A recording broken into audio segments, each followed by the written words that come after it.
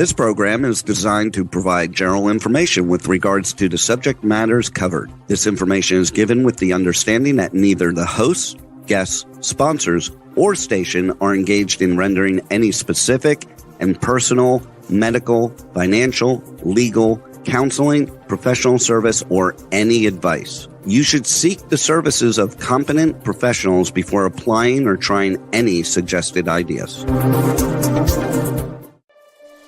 Magazine publisher and entrepreneur Judith Mancini is sharing captivating conversations with experts in their field about the latest trend in our ever-changing world to help you become healthy, wealthy, and wise. Judith Mancini today will spark your interest and inspire you to lead your best life ever.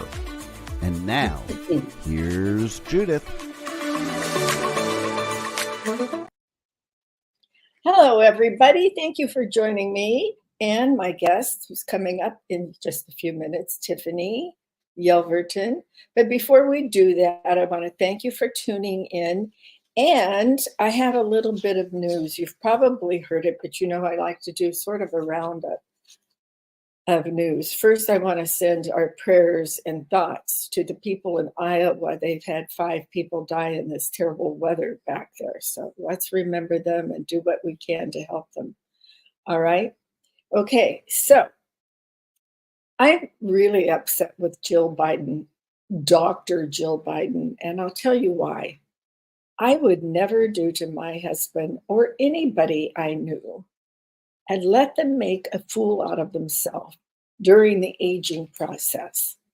What is happening now is the entire world is laughing at us because President Biden trips up into the stage. He can't find his way off. But worst of all is the fact that he stumbles over his words, loses his thoughts, mumbles so much that you can't understand anything he's saying. It's a disgrace. His wife should take care of him and say, Joe, it's time you step back. Maybe he could just assign different people to talk for him. I don't know, because even the teleprompter doesn't help him. And when he has written words, he loses his place. So I don't know what to tell you, but the man is having an aging problem. And I'm sorry he is, but that is a fact of life. And that is not how the leader of the United States should be. Speaking of being safe in the United States, what is with the Jordanians trying to crash into Quantico? I think it was a dry run, and other people are of the same opinion as I am. Remember how many dry runs they had in 4 separate airplanes when they went to learn how to fly airplanes at private airports down in Florida and all. And then they went and crashed into the World Trade Center.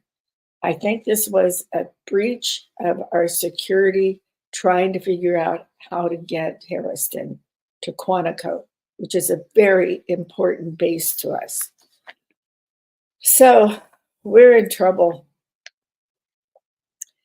Let me also make a comment about the DOJ and how they put an order into when they were raiding Mar-a-Lago. Basically, to define it, it was a shoot to kill order. They put it right in writing. I mean, I don't understand how these people are getting by with these things. For God's sakes, this is a former president of the United States. There is no evidence that he has ever done anything wrong. Excuse me. I'm sorry. We're in beautiful Palm Springs with the winds of 28 to 30 miles per hour, which means it's kicking up dust, which is affecting me. And I keep losing my voice. So sorry. All right, so I want to go on with this a little bit longer.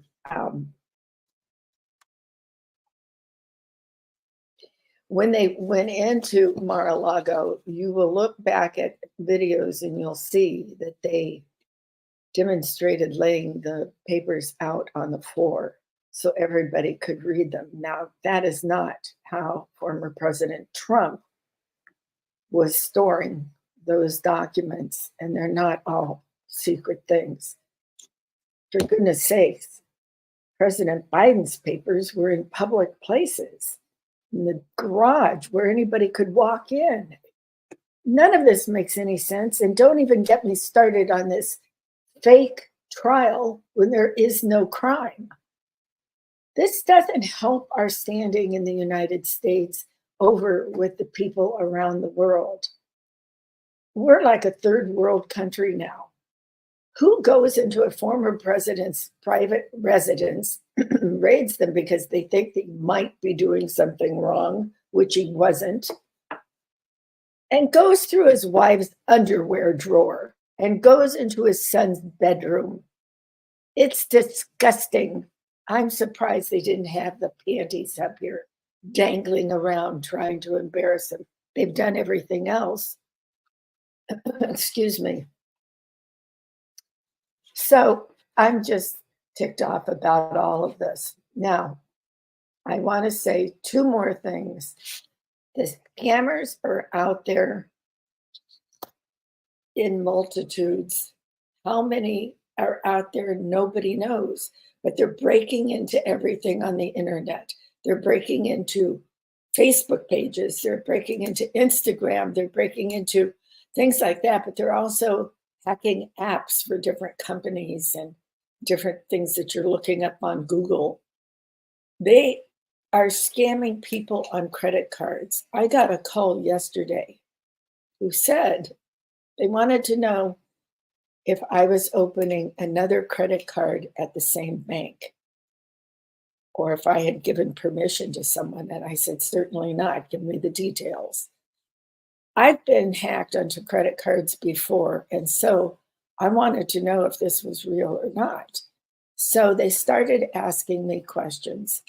They happen to have known where we lived before we moved back to our home state of California. And they knew where it was. The next thing she asked me was my social security number. Well, I hung up immediately.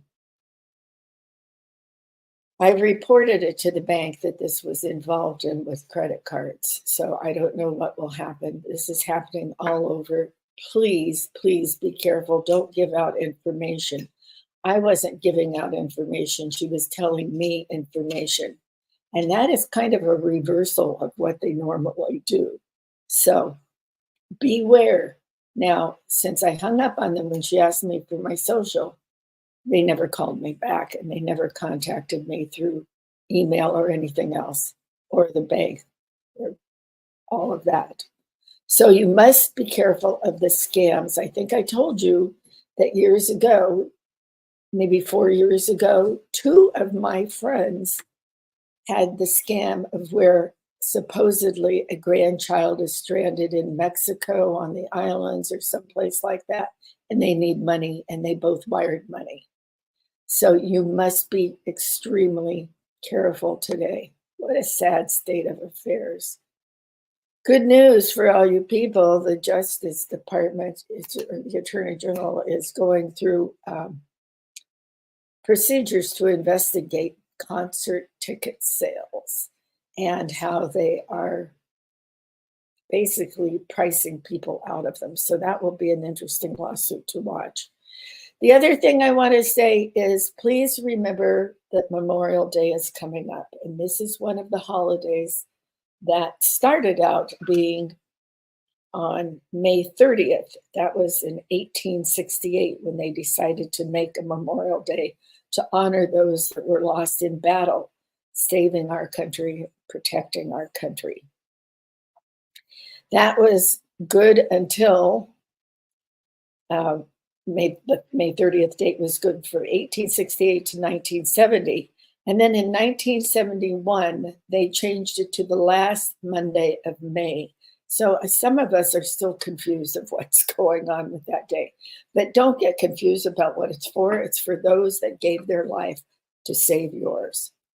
All right, thank you. We have a really beautiful guest and a very knowledgeable guest coming on. She is the founder, CEO, and all things special for a site called Entice Me, which she is the expert sex coach and chief sextonista at Entice Me. Come on in to the studio. Hi, Tiffany. Hi, Judith. Tiffany and I met at a women's business networking group years ago, and we've remained friends since then. Tiffany actually was on my show when it was Dishing with Judith. Yes, it was a while ago. Yes, it was a while ago. So when I saw she was starting this new thing, which I'll let you say what the name of this is, because it's very important, and I don't know.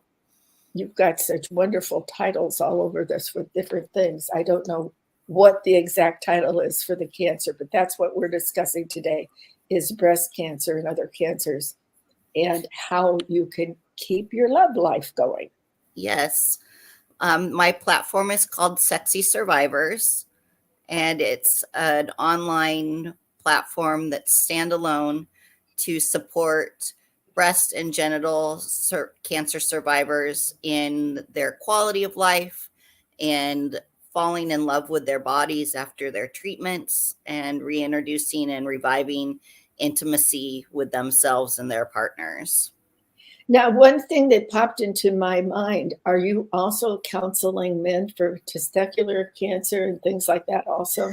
We will be moving into those areas. I privately coached men for the last 10 years, but we do need to start with a specific niche. So we are starting with breast and genital cancers to begin with, and then we'll move into male genital cancers, prostate, testicular, penile cancers. But women are twice as likely to be divorced during their treatment than men when they're going through treatment. So that's why we're really focusing on women. And it's the outer parts of the body usually that society equates with femininity. And so there's a lot of body image issues and concerns for female breast cancer survivors. And so that's where we're starting. So on this divorce part, is it usually the man who asked for the divorce during this time? Because I found that to also be true when I've been researching divorce, that if you have a child who has special needs or has contracted or gotten a terrible terminal disease, the man leaves. Yes. That's not true of every man. I'm not saying that, but it often is. And then there is the woman left with all of these problems. So I could see this would be a real problem with you lose your breast. And it's usually not because of necessarily the physical aspects, but the emotional part that men tend to, from the clients that I've worked with, is that the men don't know how to deal with it and they aren't seeking assistance. And so they just kind of ignore the disease and hope that it goes away. And when the women need the most support. And of course, that's not all men, but it's a lot of. It's the mental and emotional part that the men can't handle. Yes. And it's a terrible thing because it is the time when the woman really needs some support. But I don't think men have ever been capable of handling their wives or their lovers becoming ill and having these things, or having a child who needs help. They're got to be supporting the family and all. And I think their mind isn't working that way and their heart is broken already.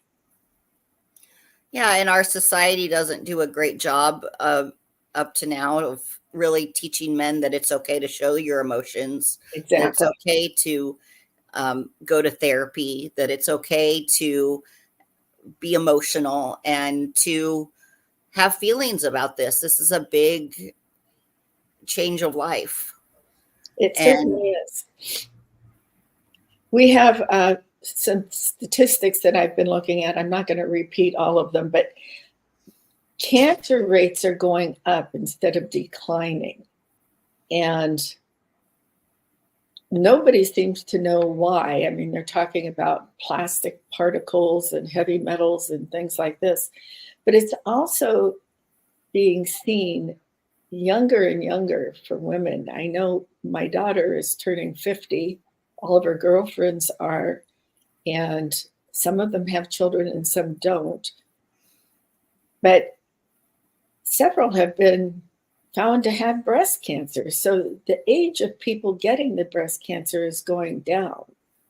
I think there's a misconception about women thinking that middle-aged women get breast cancer and have the mastectomy, when actually it's becoming the young ones and the ones that are like me in their 70s and on up that are getting breast cancer. And no, I don't have breast cancer. I'm very healthy, except for the dust.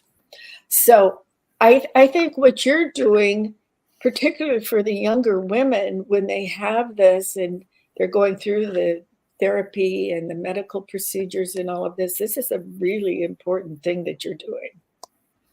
Thank you. I don't have breast cancer either. I am very healthy, but it is a passion of mine. I met a lady networking, probably one of the first networking events I ever did with my company. And she shared with me, as a survivor and as a woman who ran multiple survivorship groups, that after the money concerns of dealing with a disease and treatment, that returning to a normal sex life is the number one thing that her survivors were looking for. And I know from my work, when I worked with Hoag Hospital in Newport, that I would do these survivorship events and speak, and women would just flock to my table because no one had talked to them about what was going to happen with their bodies, what was going to happen with their sex lives. A lot, chemotherapy puts you in a medical menopause, and it's really not discussed. It's like the oncologists are doing their job of keeping the patients alive, but we're not giving them a quality of life after their treatment. And so that's what we're really working on. And the young population is astounding. One of the women that was in my case study in January was 40, and she had breast cancer and 2 years ago. And so she was in her 30s. And I was just at a conference for female health and cancer. And there were quite a few young women there that have already had double mastectomies in their 20s because of the BRCA gene, and knowing that they had genetic testing that they were susceptible. And so all of the, freezing their eggs and dealing with all of that at such a young age, of trying to figure out how you're going to have children in the future.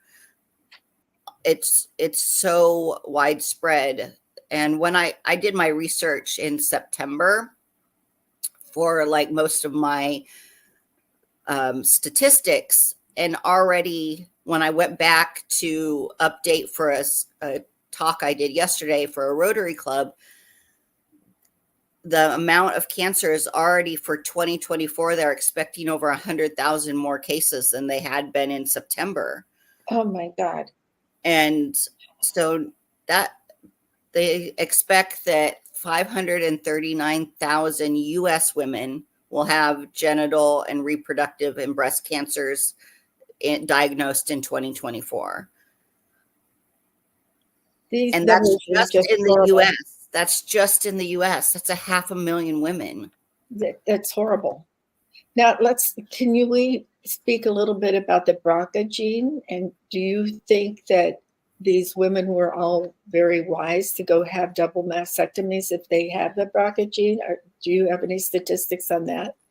That's such an individual choice. I can't really talk to it because I'm not a survivor, and I don't have those genes in my systems, but I can't even fathom how I would deal with that, to know that your body's poisoning you and that is fighting against you. And that's one of the things that we really teach, is to trust your body again, and to, after it's kind of betrayed you, right? Because you Right. never, you have to learn, we teach to learn to trust your body and to accept it and to love it and to praise everything that you have that is still there.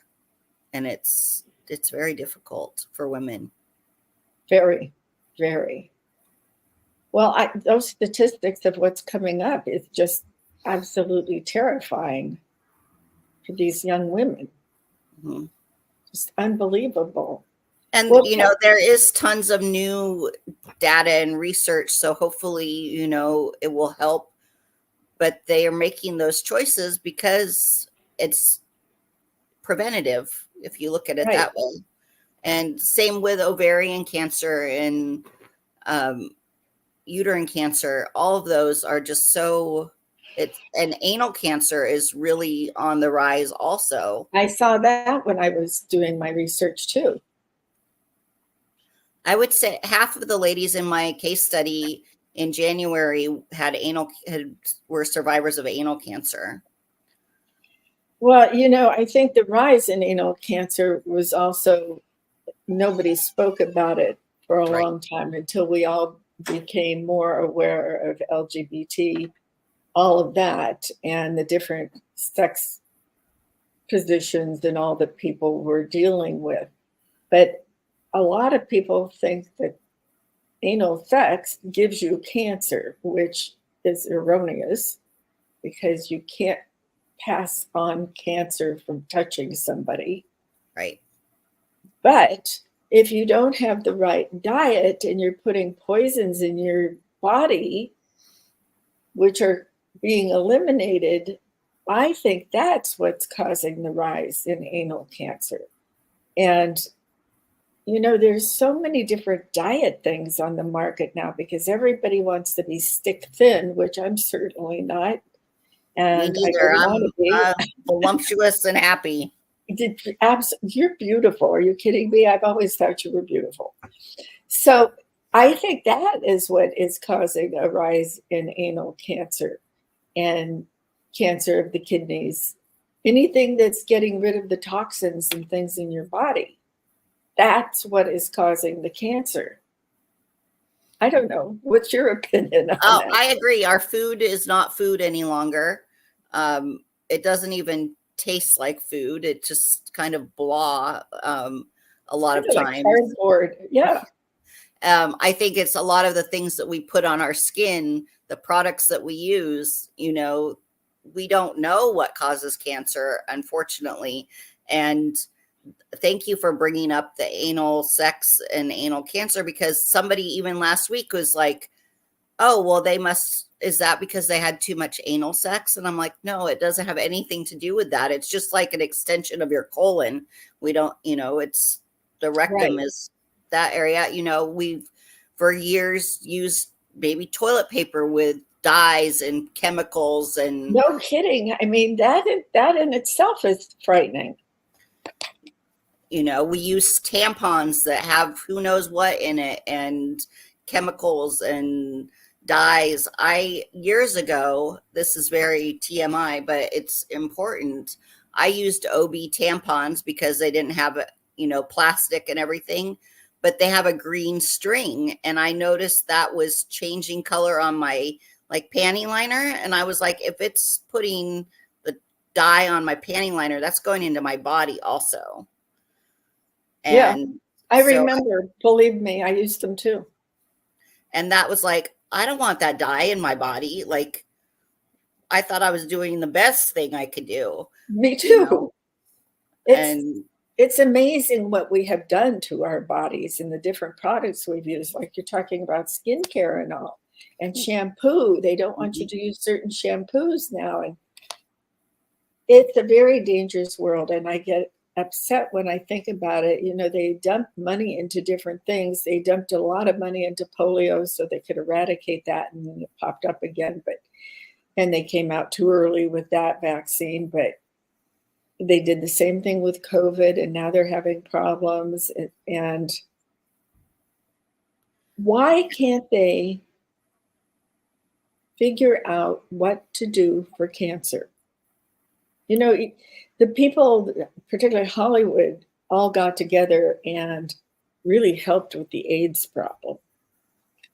But we never seem to eradicate any kind of cancer. And well, this is, I'm sure very controversial, but cancer is a big moneymaker in our I knew country. you were going to say that because I feel the same way.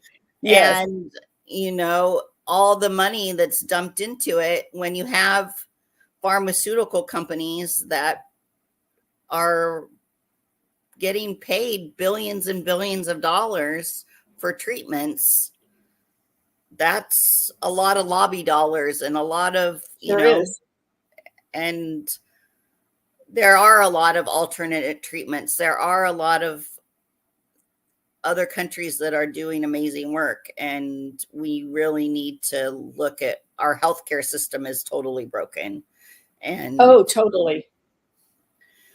Especially when you get older and you're relying on your own insurance, insuring yourself, or going through Medicare. It's just disgusting. You can't even go to a doctor of your choice anymore. We can't even get a doctor. I mean, I've been trying to find a new primary care doctor, and it's absolutely impossible. No one's taking new patients, and they're overwhelmed. And that's right. Then, like, I'm 51. I'll be 51 next month. I need a colonoscopy. No one's ever given me a prescription, but I have to go to the primary care to get the prescription to get that. And, isn't that ridiculous? You should just be able to go to a gastro guy, like woman. Yeah, what if I had something like, and it could have been discovered a couple years ago, but I've been trying to find a new doctor. So, well, when we moved from over by Calabasas, Oak Park, down to the desert, I had to change our Medicare, and it's taken us since November 1st until now, June coming up, that we were able to get a primary physician. Now, my husband has some medical problems, so we really need to get him in to the heart specialist and the artery doctor. June, thank God he has his medications from the other doctor, and they've been good about renewing them. But like you said, you can't find anybody. Yeah, my dad is 77 and has Parkinson's, and just trying to help him navigate the system and paying his bills and everything. When he's in and out of the hospital, we had problems because his Medicare got cut off, his supplemental got cut off because we hadn't paid the bill because he'd been in the hospital. And that was the last thing we were worried about, is opening the mail every day. And the doctors don't talk to each other. And he was on all these meds he didn't need to be on, all kinds of crazy stuff.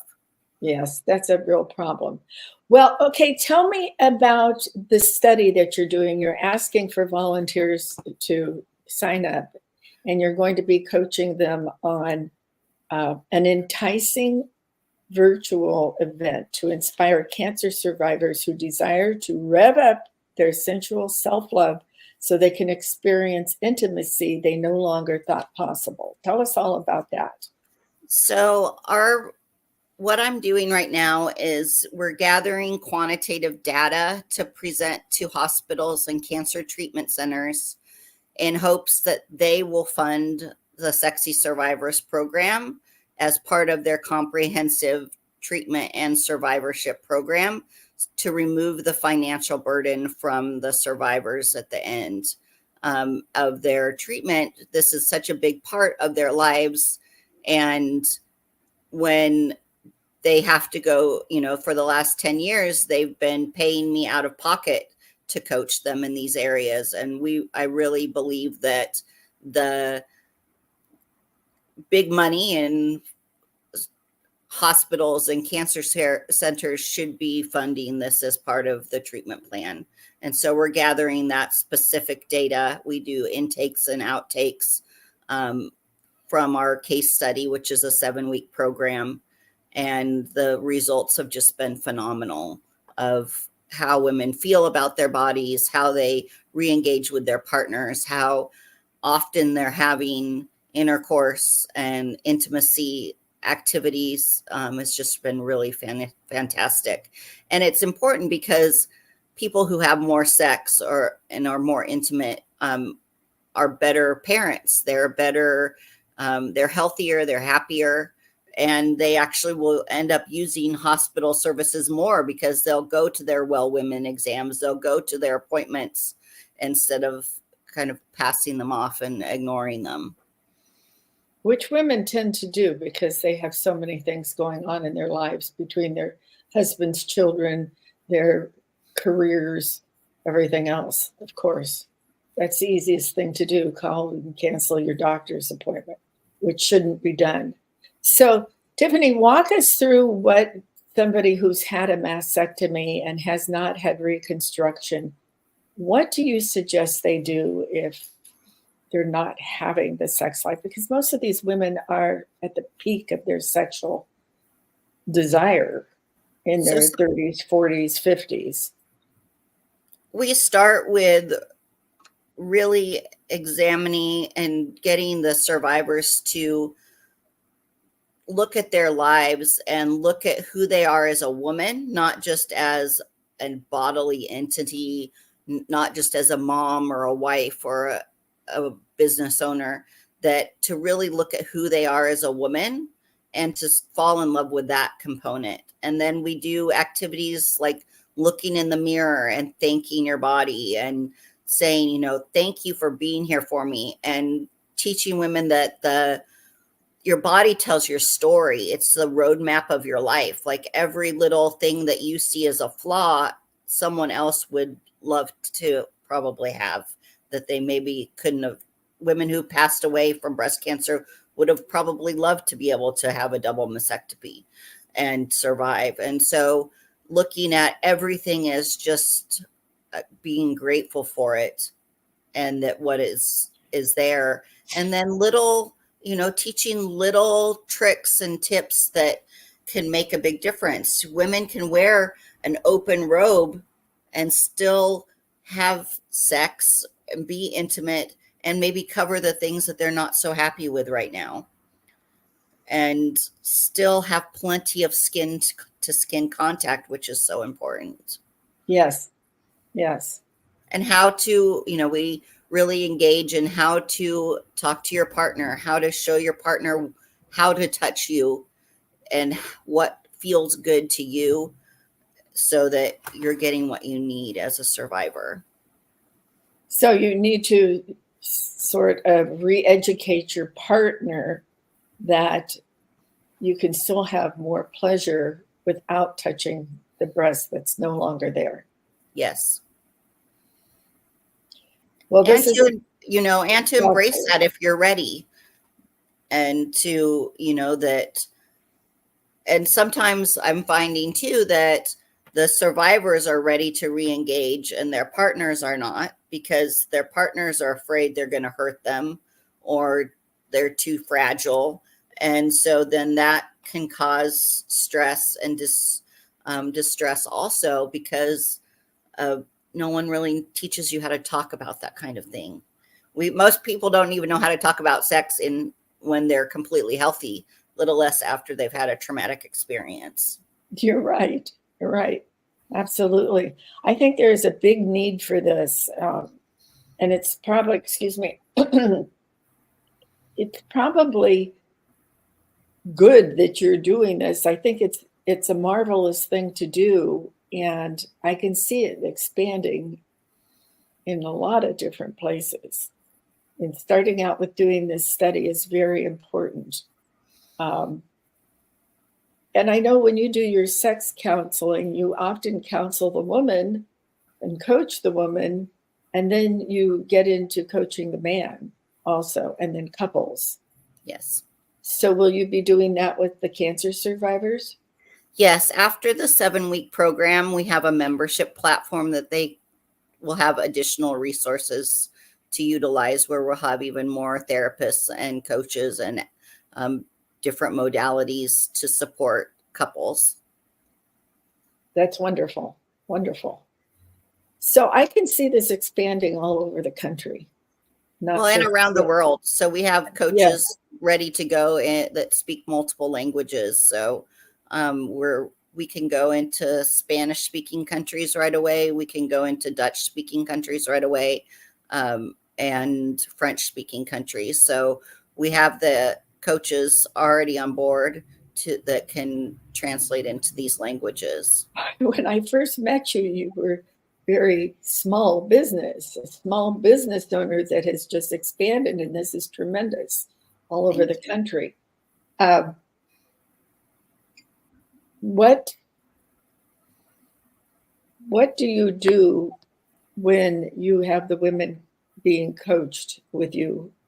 Do you do one-on-one coaching, or do you do a group coaching for this? So the program is a online group program. So it is live, and with the group, the survivors in the case study have said that they really like the community aspect and feeling like they're not alone in how they're feeling. And so we are doing it live, and then there's recordings if they can't attend live. We had women in 4 different countries, and so we had replays, and then they get a private coaching session as well with one of our coaches, so that they're getting a private personal touch as well as the platform. That's marvelous. Marvelous. So what is the price point to join one of your coaching programs?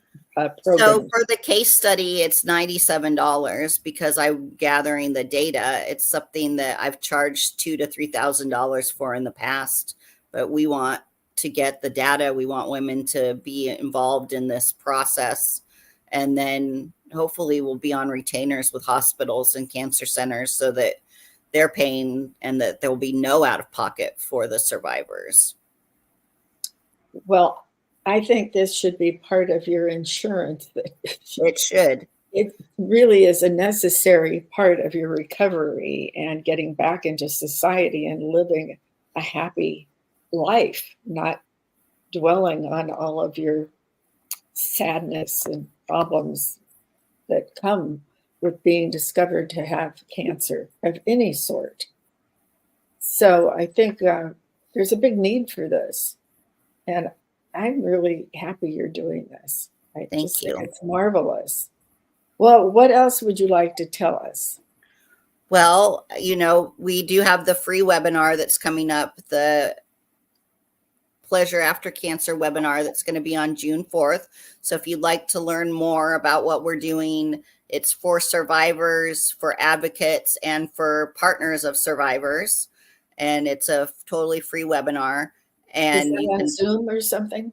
Yes, it will be through Kajabi, through our platform that we use. And so anywhere in the world, and then we're looking for volunteers. We're looking for those connections to treatment centers, to hospitals that want to be progressive and to bring on a program like this that can help their survivors, and they can be seen as a leader in sexual health and wellness in the world. And then we'll be doing a crowdfunding investment campaign coming up in the next 4 to 6 months. So, people can donate to our cause. They can volunteer. We definitely need all the help we can get. And then just the connections, because almost everybody knows someone who has cancer. That's right. Unfortunately, getting into those medical centers is really important. So those individual connections and introductions really help us out.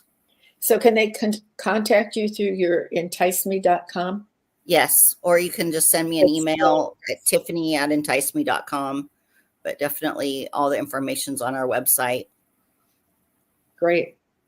Great. I want people to go to that right away because we all know people who are suffering of something form of cancer. Unfortunately, that's marvelous. So this is June 4th. What time is it on the Pacific Coast? I think it's at 6:30 Pacific time. At PM? PM. Okay. I want to be an advocate for this, and I want to tune in with you. And I think anybody listening, even if you don't have breast cancer, I think this would be very valuable for you to tune into. And if you want to make a donation to help her out, as far as I know, you're the only one I've heard of that is doing a study like this and helping people. I'm in a network called the Cancer Network for Female Sexual Health, and it's an organization that's been around for almost, I think, 10 years, but Really? there's only 94 members, so it's a very small nationwide. That and from the research I found, I only found 2 or 3 hospitals in the country that had any kind of program to deal with sexual health and wellness when I was doing my research. So I love helping all people, but really, I also am really looking to move into, underserved populations who don't have multi-billion-dollar donations to their cancer centers. And so that the underserved areas, community hospitals, county hospitals, that really need this program as well. So, for instance, unfortunately, the Black population in many of these areas is totally underserved and can't even get a doctor. And I'm sure they have all these problems too amongst them. So that would be a wonderful thing if you could get into those areas also. I'm in the process of being certified as a woman-owned business and a minority entity for small business. So that will help with procurement for for contracts with government entities also. Fantastic. We need more people like you helping everybody. Tiffany, I can't thank you enough for answering my call for you to come on the show again. You're just doing marvelous work for everybody. And you should go to her website and see what she has also, because she has a wonderful store with things that you might enjoy using. So go to her website, which is, what is your website? It's this one down here, enticeme.com. Okay. And then there's a Sexy Survivors page. Wonderful. Thank you so much. And let's stay in touch. Yes. Thank you so much for having me on. It's so wonderful to see you again. Wonderful seeing you. Bye. Bye. So I hope you enjoyed that and got a lot of information that was very valuable today. And as I say, I have always admired Tiffany for the work she does for women's sexuality and couple sexuality and all. And it's such a thrill to see somebody start with a small business and build it into what it is, helping people all over the country and all over the world. And love is what makes the world go round, and sex is part of that. So get yourself in gear and check out her websites and her page about this, after the pleasure after cancer and all, and pass on the word, because unfortunately, as we said, the cancer rate is rising again. So tune in and do that. Well, I'm getting back to guests. I had a tragedy in my family and I wasn't quite up to have guests on Judith Mancini today. So I kind of stepped back and have been negligent in having guests on. And I love to interview these people who have such wonderful knowledge to share with everybody. So we are going to be having more guests on. And I've been talking to somebody that I also met in this E-Women group that I belong to, the networking group. It's the largest women's networking group, and they have the largest women's conference coming up. in Dallas soon. It might be something you want to check into. I'm still a member. When I moved to Palm Springs, I stay in touch with many of the members and many of the directors of the different chapters, as well as Sandra Yancey, who's been on my show many times. She's the founder of eWomen, and she's full of fascinating information, and her daughter is coming into the business too. She's been working with eWomen for several years. How time flies. So you'll want to know all about them. And hopefully they will be coming on the show shortly after convention and telling us all about that. But I also have this wonderful woman coming on, Shelley Campbell, who is into finance. And I took a class from her when I was first getting into this kind of business, and she came on my show also. I'm going back through my files to see what these people are doing who came on at the very beginning of my podcasting career over 10 years ago. So a lot of them have expanded their business. A lot of them have gone into other businesses, and they have helped multitudes of women in their careers or in their mental state if they needed that, and how to expand their lives and live happy lives and all of that. So Shelley will be coming on the show in the next few weeks. I'll let you know when that happens, and I'll also let you know about some of the other guests that I'm having on. So thank you for tuning in today. I truly appreciate it. And if you want to ask me any questions, just go to my personal email, which is judithmancini.com, judithmancini.com. I'm sorry, don't use that one. I'm in the process of getting rid of that. Use my other personal one, Judith Mancini at